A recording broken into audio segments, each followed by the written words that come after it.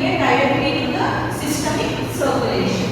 Whereas coming to the IV infusion, it can be sent in the form of any saline or something. And I have already explained to you which drugs can be given in the form of IV bolus and which drugs can be given in the form of IV infusion. If you want a rapid onset of action, then the drug should be given in the form of IV bolus. Okay, if the drug needs to be administered for a longer period of time, for example, phenobarbital. So that can be administered into the body for 5 days.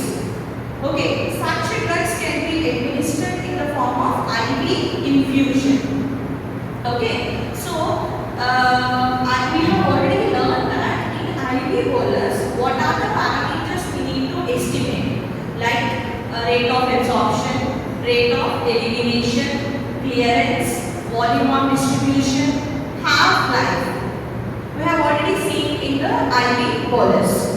And in IV infusion also, we have already discussed the estimation of Ka, Ke, Bd, CLD and all. Okay, now one more topic is left over, that is extravascular administration. Okay, so extravascular administration means you can see the picture there. Okay, so the drug can be administered. Without help of blood vessels. That means outside the blood vessels. In IV bolus and IV infusion, we are sending the drug through blood vessels.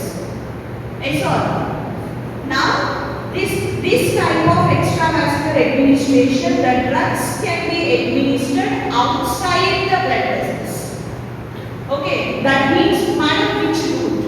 Which route means we have totally 6 routes that can be given in the form of extravascular administration.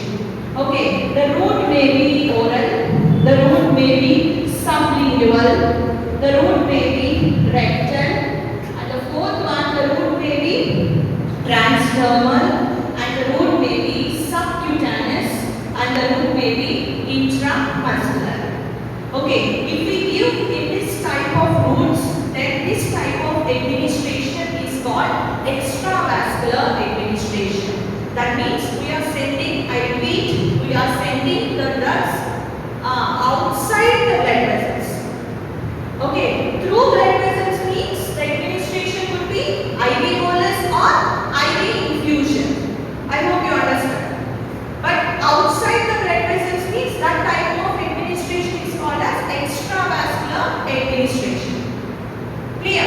Now, in IV bolus we have seen all the pharmacokinetic parameters, and in IV infusion also we have seen all the pharmacokinetic parameters.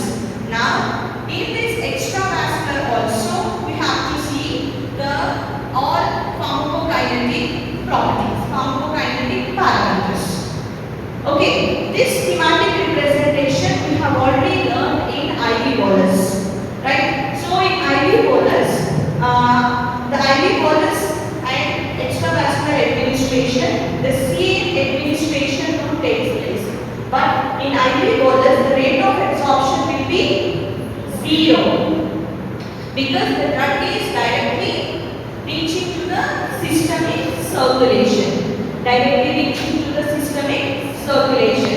Okay, here I repeat the same here. So the drug can be given through EV site. What do you mean by EV site? Extravascular site. Extravascular site. So the drugs get absorbed and it is indicated as R0. Okay, and the absorption would be zero order absorption. What do you mean by zero order? Concentration dependent. Okay, so here it is zero order absorption. Understand? Next, it reaches to blood and other body tissues as usual the song. So after that, it undergoes some output. Output we call it as elimination, and it is indicated as Ke. After eliminating from blood and body organs, it undergoes